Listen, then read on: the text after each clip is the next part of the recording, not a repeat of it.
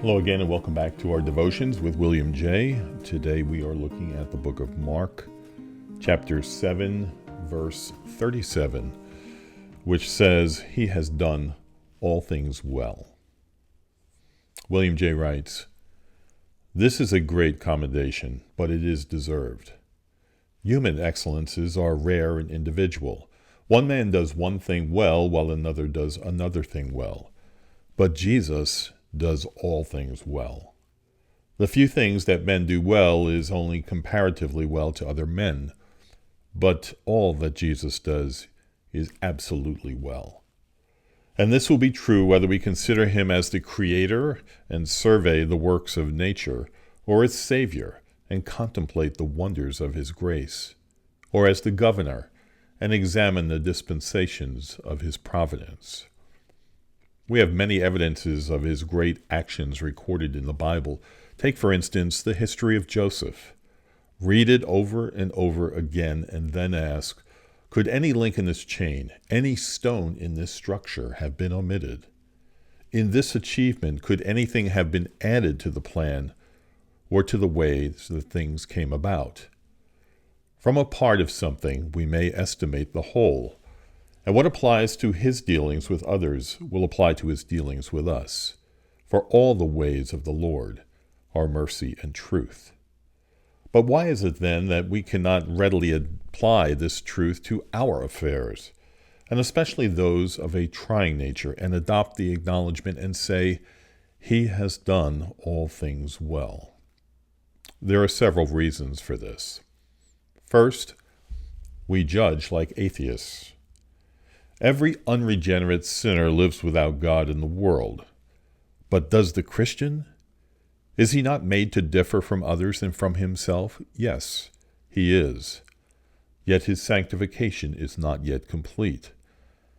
Something is left in him of the old leaven, and therefore something of this atheism. He is in a good frame of mind when he can say with Eli, "Whatever happens to me, it is the Lord. Let him do what seems good to him." But he does not always see Jesus in his daily encounters with life. He sometimes stops and looks at the instrument that God is employing in his life and says, "Oh, it was that unlucky accident, or it was that heedless servant, or it was that ridiculous neighbor. It was that cruel enemy." No wonder he does not see that Jesus does things all well, when he doesn't even acknowledge him as doing anything. Secondly, the reason we do not declare that he does all things well is because we judge selfishly. We should not view ourselves as detached individuals. We are parts of a whole and variously connected with others, and what is not good for us personally may be good for us relative to others. Suppose a trying dispensation makes us more tender and compassionate toward our fellow creatures and our fellow Christians. Suppose a distressing experience gives us the tongue of the learned and enables us to speak a word in season to him who is weary. Suppose, as witnesses and examples of the power and excellency of the gospel, we arouse the careless and confirm the wavering. Is there not enough here to call for acknowledgement and praise? Ezekiel was deprived of the desire of his eyes with a stroke. To himself this was painful, but it was profitable to his ministry and useful to his charge, and this was the design of it.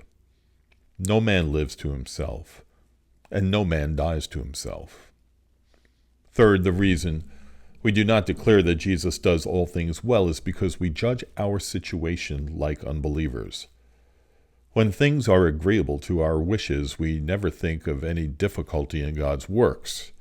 While we have ease in health and friends and success in business, we never complain of the darkness of his providence. But as soon as there is the opposite, we groan out, "His way is in the sea, his path is in deep waters, and his footsteps are not known," as if everything should be calculated by the Lord to accommodate us and make things convenient. It is as if we expect God acts wisely and unwisely, righteously or unrighteously. It is in accordance with our present and temporary interests, rather than our best interests. Is it a surprise, then, that we who need correction should meet with chastisement? Is it mysterious that the vine should be pruned, the ground plowed, or the gold tried in fire? The fourth reason we do not declare that Jesus does all things well is because we judge our situations prematurely. He who believes makes not haste. It is good for a man to not only hope, but to quietly wait for the salvation of God. And one reason for waiting is because it will prevent a wrong conclusion. Therefore, says the apostle, judge nothing before the time until the Lord comes. You would not judge of the abilities of the artist from the unfinished sketch, but you would wait until the canvas had received the last touches of his masterly pencil. You would not judge of the perfection of a building from the digging of the foundation and the coarse materials lying in a kind of disorder all around, especially if you had never seen the model. But you would stay until the parts were all put together in their places, and the top stone brought forth with shouting, "So let us stay until God has finished." What I do, says he, you do not know now, but you shall know hereafter. Then everything will speak for itself. Then we shall walk not by faith, but by sight. Then we shall see what we now believe and will forever acknowledge.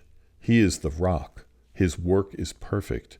For all his ways our judgment a God of truth, and without iniquity, just and right is he. He does all things well. A good word today. Thanks very much for tuning in, and I hope to see you next time.